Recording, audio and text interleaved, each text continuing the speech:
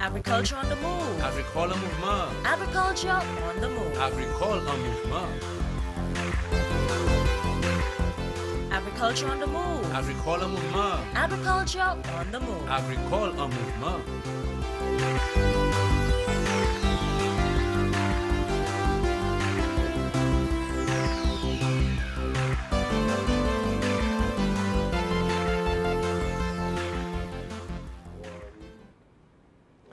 Good day again, St. Lucia, and welcome to your program, Agriculture on the Move. My name is Phillip Sydney, your host. With me today is Mr. Kerde Severin, who is the Managing Director of our project, which is the Banana Productivity Improvement Project. Welcome to the program, sir. Thank you very much. Kurde, we'll not rehash, the banana industry. We know all its ups and downs. But just the latest was, the Black Sigatoka Disease that really affected production in St. Lucia. And that was managed quite nicely. I think right now it's at a stage where it is manageable. And then we need to move to the next phase. So we have control, now we have production. So right now we need to focus on to increase production. Where are we at now, because we have a new project online, you have new staff. Give us a little background to where we are now. Okay.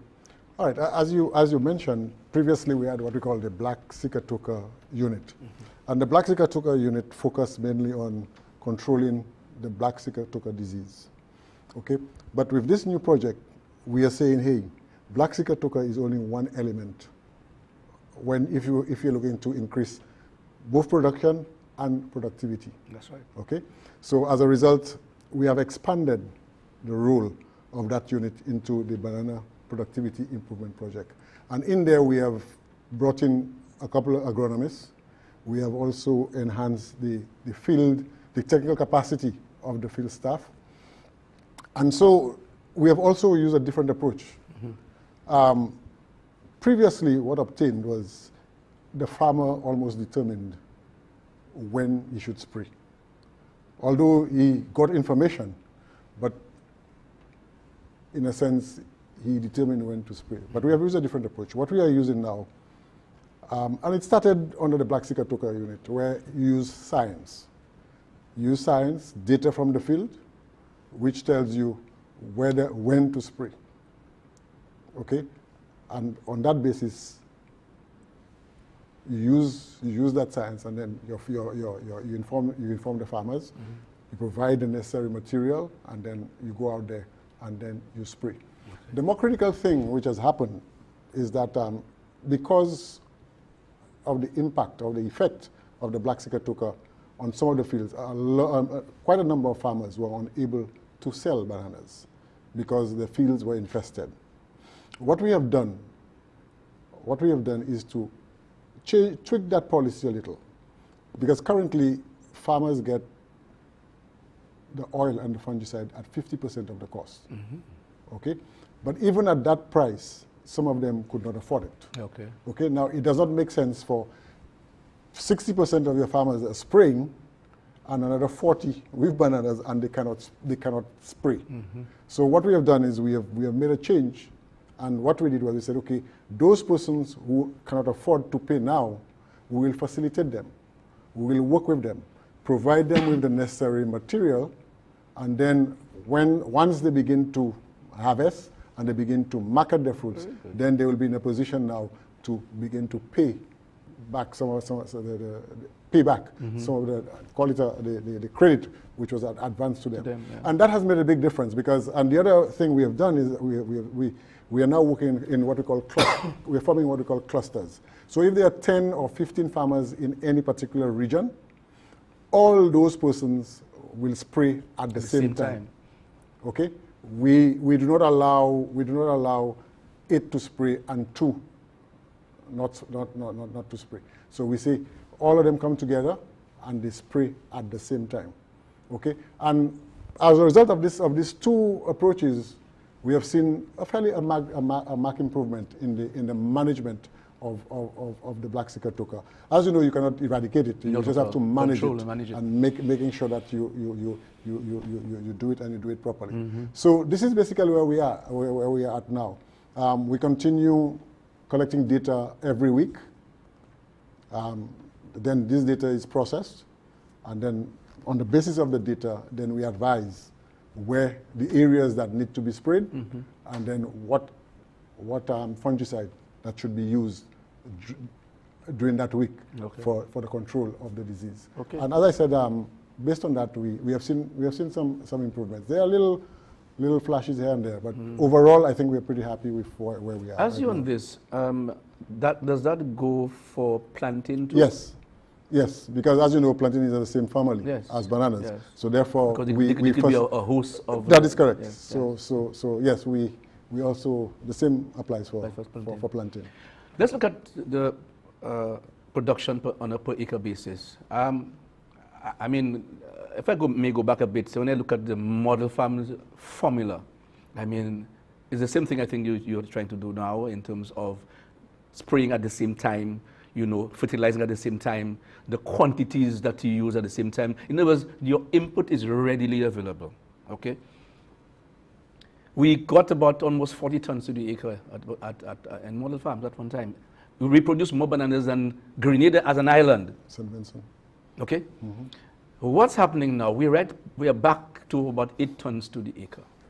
So what is your unit doing? Is that the mandate of your unit to take it from that level and to what? And give us a span for the next 5 years. Okay. Productivity as it stands right now, and it's anyone's guess where it's at. There are figures that range from 5 to 8 tons to maybe to about 10 tons. That is the range which we believe. But our mandate, we have a mandate to increase productivity from whatever level it's at now, assuming it is between 5 and 10. We are aiming to increase productivity to a minimum of 15 to 20 tons per acre. Okay. This is what we are aiming at, between 15 to 20 tons. Because recently there was a study, a couple of years ago, there was a study by the EU. EU carried a study for a lot of the countries in South America, in Africa, and in the Caribbean. And they looked at the countries that are the most productive. Okay? And to be competitive, you need to be able to produce somewhere between 15 and 20 tons. And it can be done, as you said. In the days of the Roseau model farms, there were farmers who were producing beyond 20 tons per acre. Okay? So if the farmers are able to apply their inputs on time, we control the Black Sigatoka, and in the dry season, they're able to irrigate. Okay? We believe, especially in the flat areas, we believe that they can easily accomplish that task of say 20 or even between 20 and 30 tons to the acre, because we were speaking to some farmers and they believe they can do 25 to 30 tons per acre. So one of our mandates is to increase productivity, because we do not believe that we'll be able to achieve the 130,000 tons which we did in the 1990s. Yes. But we believe we can manage somewhere between 60 and 70,000 tons on, say, between 5 and 6,000 acres of land. Okay. And if we do that, we could easily at least contribute about $100 million to the economy. Very good. In terms of the inputs, the cost of the input, I mean, it's costly. And right, you see the farmers maybe, I mean, that's why they're paying 50% of the cost of it. Does the government have the capacity in terms of funding the inputs to the farmers? Okay.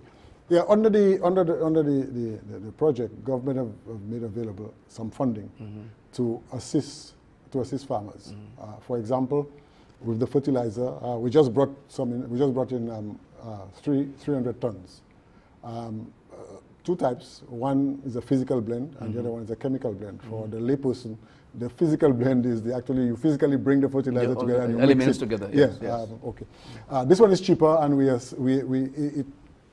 it is being sold to farmers at $36 a bag. Okay, the chemical blend is sold at $46, which is generally more expensive. But the chemical blend, as you would know, it is slow releasing, and it's probably a better quality fertilizer. The results are more guaranteed in terms of what you're going to get. Okay, so government has agreed that they would support, would support inputs, because inputs are critical for if we're to increase productivity. So therefore, government is supporting fertilizer. Apart from fertilizer, we will also be giving support to drainage, land development. For example, if a young person decides to go into banana production and he wants to plow that land, you know, we will also give some support in those areas. Okay.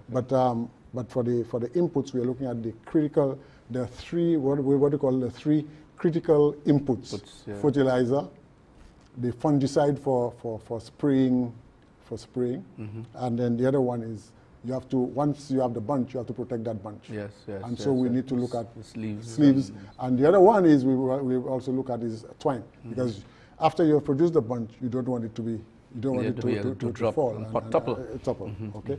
So we have started with the fertilizer, and as we said, we are selling it at 50% of the cost, and also the oil. This has been ongoing from the days of the Black Sigatoka unit. Okay. It is sold at 50% of the oil, and that money goes into a revolving fund, which plow back, and then as a result, we can use that money to continue to. I know that the Taiwanese government have given us a lot of assistance, but we are due for our first break. When we come back, you'll give us a little emphasis on this. You're watching Agriculture on the Move. Due for a break. Back soon. For effective chemical treatment of Black Sigatoka, practice routine preventative maintenance of all tools and equipment, especially the mist blower, to ensure proper functioning. Clean sprayer after use, and service the machine regularly, as recommended by the manufacturer. Whenever you are using pesticides to control Black Sigatoka disease, personal protection and safety measures must be followed. Spray operators must always wear proper protective gear. Before or when handling pesticides, put on your overalls, respirator, goggles, boots, and gloves to avoid contact with the skin, inhalation, and ingestion of pesticides. For more information on how to treat and control Black Sigatoka on your farm or in your backyard garden, contact the Black Sigatoka Management Unit at 451-5491, 451-5894, or email bpmu@candw.lc. This message is brought to you by the Ministry of Agriculture in collaboration with the International Cooperation and Development Fund of the Republic of China on Taiwan. Welcome back to the program, Agriculture on the Move, with me, Mr. Kerde Severin, who is the project manager for the Banana Productivity Improvement Project. Kerde, the Taiwanese government has given a lot of assistance. Under the Black Sigatoka Management Unit, I know there was an officer, a technical officer that was assigned to that unit. I don't know whether he's still there on that new program, but give us a little insight into the Taiwanese involvement in the whole banana industry in this country. Yeah, they have been involved from the onset of the Black Sigatoka, from the outset of the Black Sigatoka disease. They have contributed in terms of control, technical assistance, in terms of assisting us with the control of the disease.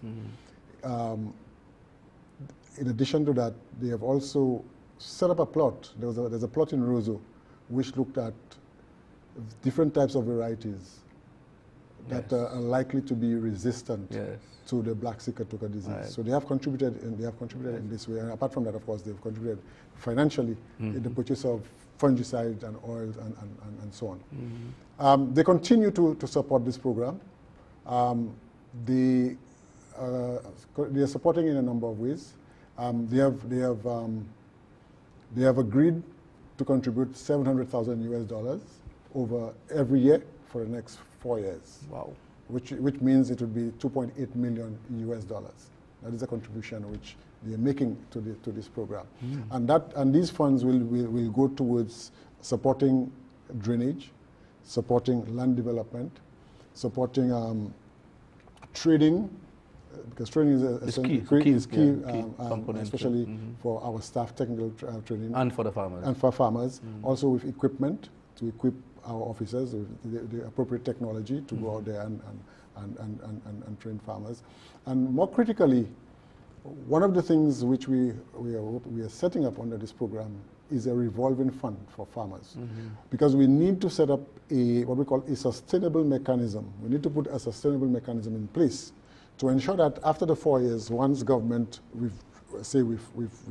pull out the support, farmers will be able to continue, or farmers will be able to continue to obtain all the necessary inputs that are critical to produce bananas.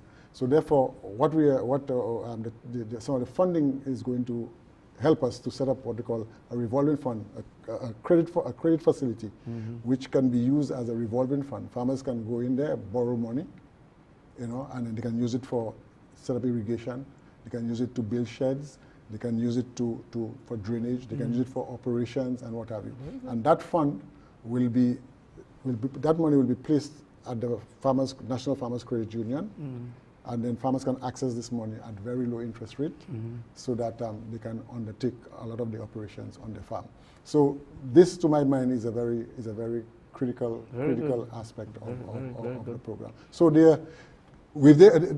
have contributed, they have assisted us in a very, very significant way, The banana companies, how are they on board with that project? Oh, we're working very closely with them.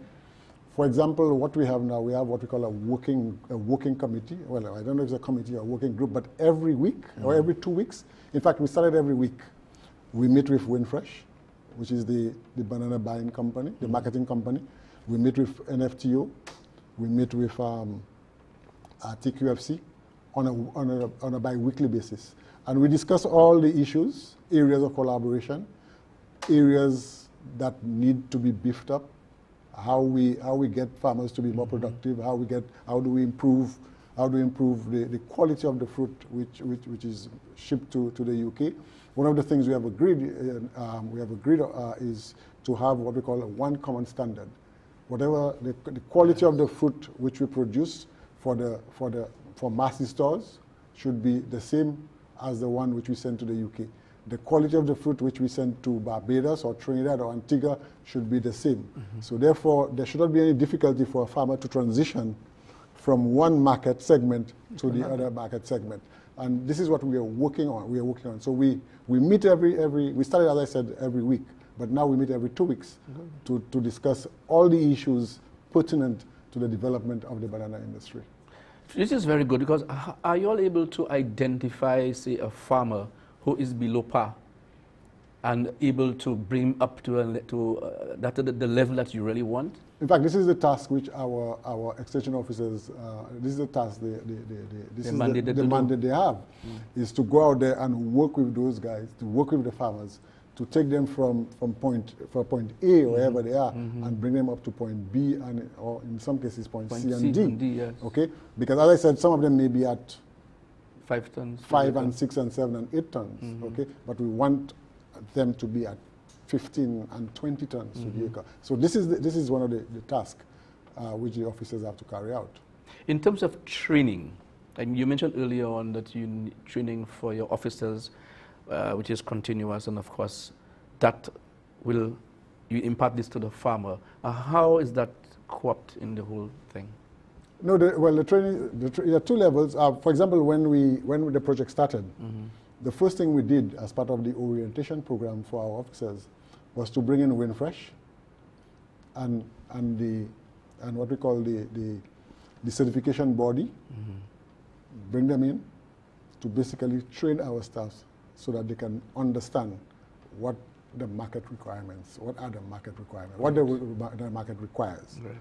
Okay, then after that, periodically, what happens is that we have continuous training, okay? And We also we do the same thing for farmers. For example, before a farmer can be certified, there's a process, and this is where our officers, along with Windfresh and also the people from the certification program, come together and organize and conduct this training.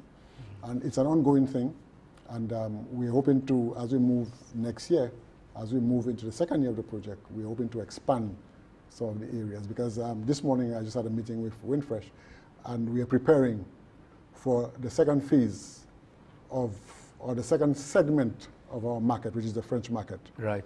Okay, so there are a number of things which we need to do, because we want to make a first good impression.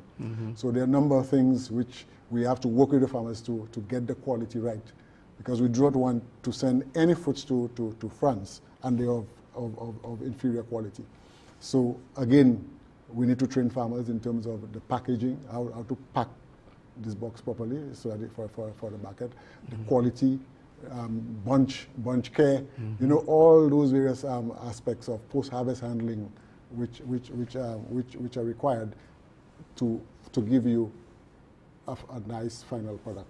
Yeah, because production is one thing, but quality is key. Correct. Yeah, because they go hand in glove. That's correct. Because last year, I know the minister said that we were going into the French market. We were hoping to produce about 3,000 tons on a weekly basis. And that didn't happen because of Matthew. Yeah. Okay. Where are we at with this? Is it coming through in January next year? In fact, before I came here, I just attended a meeting with Windfresh, and basically discussing exactly that. And we're looking to advance it. Okay. We're looking to make a start this year. Oh, good. We're looking to make a start this year. So, in fact, the French guys were here in April, and to look at our readiness and to make an assessment of where we are. And we had agreed on January. We had agreed on January 2018. But now we are looking at it. We are looking at probably November, December of this year. Okay. Yeah. Very, very, very, very good. The other thing is when farmers. There are a number of farmers that you have in the industry now. Now, to get that production level to the expected level, I'm sure you're looking at other farmers to come on board. I know the minister made mention of getting resuscitating life in Roseau, idle farms in Roseau, and Roseau is ideal. I mean, there's no sense of reinventing the wheel, because there's irrigation and everything along there. How many farmers you all are looking at to get into this? Don't answer now. We do for a break. Okay. We do for another break. Back soon. There are many opportunities in agriculture, and broiler production is one such enterprise. For further information, contact the Veterinary and Livestock Division at 468-5621. Welcome back. Good. As I mentioned earlier before the break, you have a productivity quantum in mind, okay, for the market, because right now we are extending our market, and I'm sure if you look at markets in general for bananas, that's increasing, okay? If that's increasing, you need to have more acreages. You need to improve what you have, maybe increase acreages with the present acreage that you have with the present farmers, but you need to have new farmers on board. I know the minister went up to Maki Estate, and we're looking for lands there too to get farmers involved.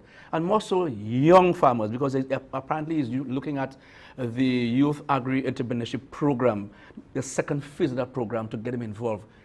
What say you? No, we have made some progress in this regard. I mean, last month we settled 4 of those young entrepreneurs. Wow. In the Mabuya Valley. Great. Allocating 5 acres to each of them. They have started working. They have actually they're doing land preparation. They're actually preparing the field for planting.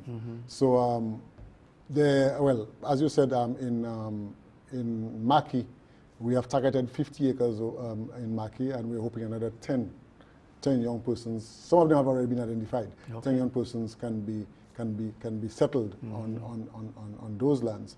In addition to that, the other approach which we are using, for example, in Roseau, there are some vacant lands in Roseau.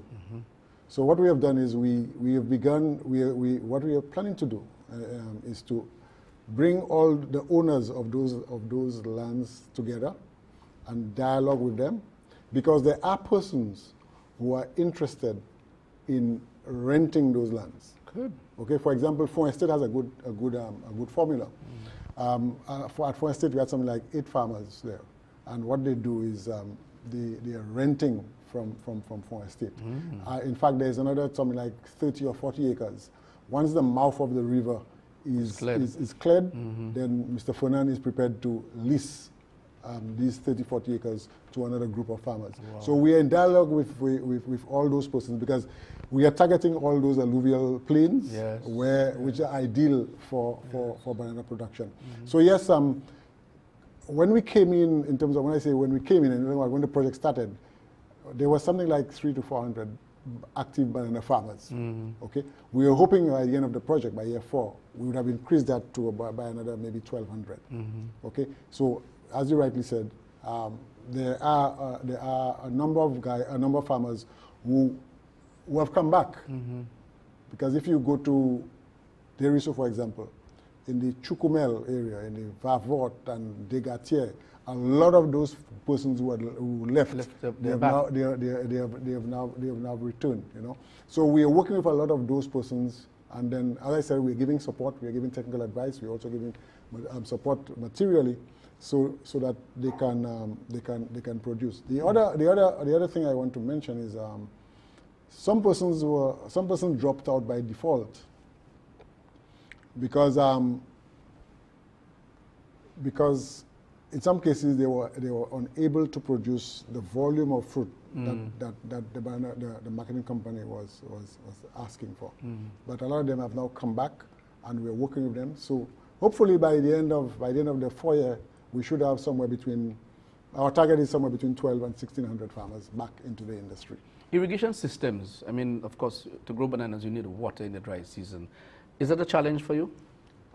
Yes, it's a challenge because, irrigation is costly. The EU funded an irrigation system in Roseau.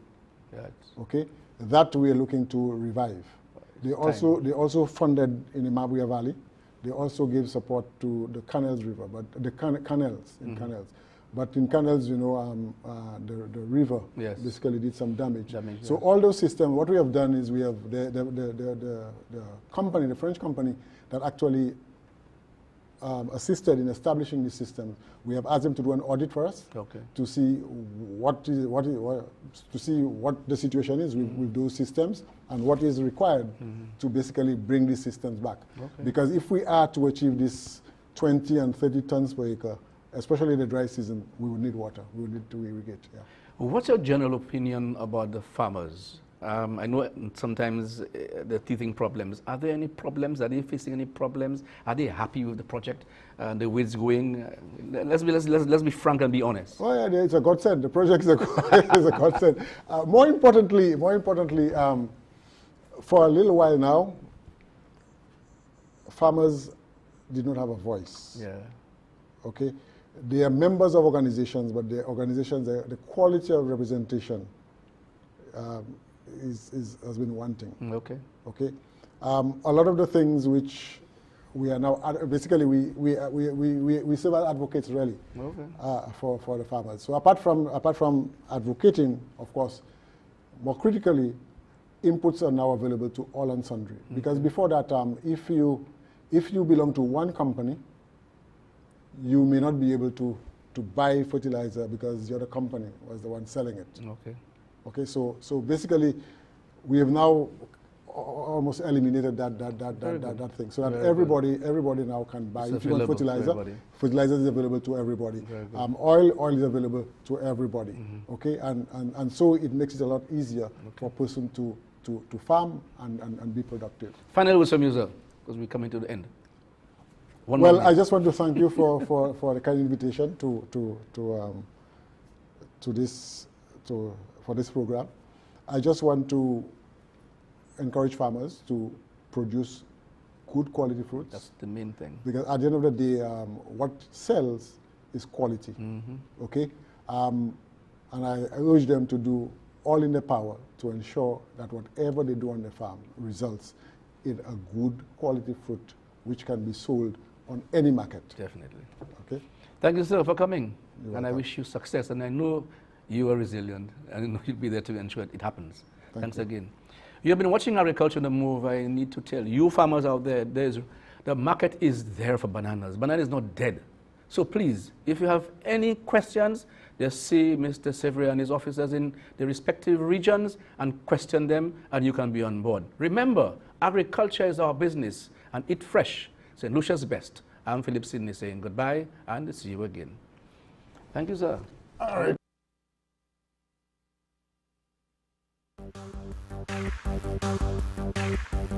Agriculture on the move. Agricole mouvement. Agriculture on the move. Agricole en mouvement. Agriculture on the move. Agricole mouvement. Agriculture on the move. Agricole en mouvement.